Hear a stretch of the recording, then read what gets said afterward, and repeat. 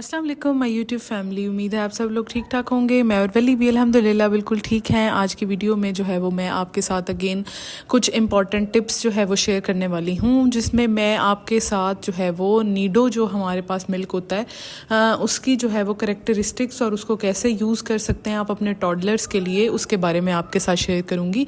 अगर आप हमारे चैनल पर नए हैं तो हमारे चैनल को सब्सक्राइब कर लें, लाइक शेयर और कॉमेंट करना बिल्कुल ना भूलें, क्योंकि आपकी तरफ से ये टोकन ऑफ लव होता है और आपकी छोटी सी एफर्ट से जो है वो मुझे काफ़ी मोटिवेशन मिलती है। चलें जी, वीडियो को स्टार्ट करते हैं बगैर किसी देर के।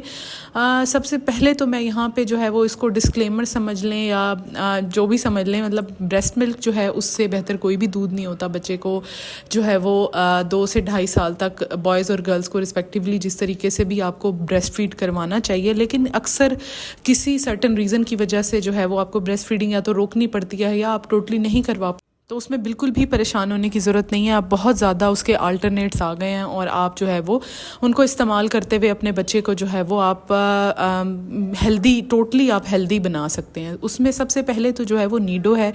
नीडो जो है वो इस तरीके का दूध है जिसका हम भी अपने बचपन से इसके बारे में सुनते आ रहे हैं और ये बहुत इफ़ेक्टिव है बच्चे को हेल्दी करने के लिए।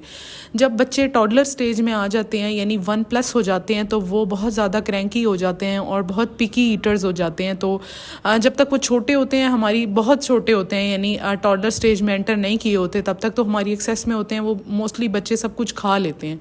लेकिन जब वो जैसे ही टॉडलर स्टेज पे आते हैं तो बहुत पिकी ईटिंग करते हैं और बहुत सेलेक्टिव चीज़ें खाते हैं, जिससे उनकी क्या होता है कि सेहत भी जो है वो उस तरीके से एकदम नहीं होती, जिससे हम या तो ये नाम दे रहे होते हैं कि बच्चा कद निकाल रहा है या जो है वो उसकी चलने में एफर्ट लग रही है इसलिए वीक हो गया। असल में क्या होता है कि उसकी जो है वो न्यूट्रिशन उसको उस तरीके से जैसे मिलनी चाहिए वैसे नहीं मिल रही होती।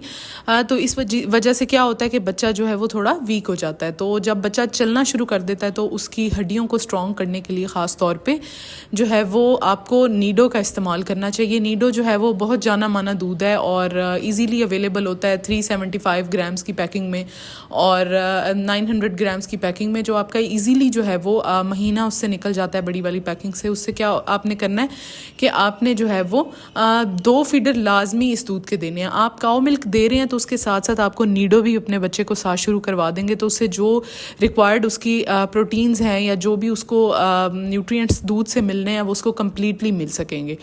क्योंकि अक्सर क्या होता है कि हम काऊ मिल्क ही देते हैं, तो काऊ मिल्क में क्योंकि प्रोटीन्स बच्चे की गट के लिहाज से बहुत ज़्यादा होती हैं, जिससे बच्चों को अक्सर कॉन्स्टिपेशन और अक्सर जो है वो ये भी सुनने में आया है रिसर्च के मुताबिक कि ज़्यादा काऊ मिल्क देने से बच्चों को एनीमिया की शिकायत भी हो सकती है।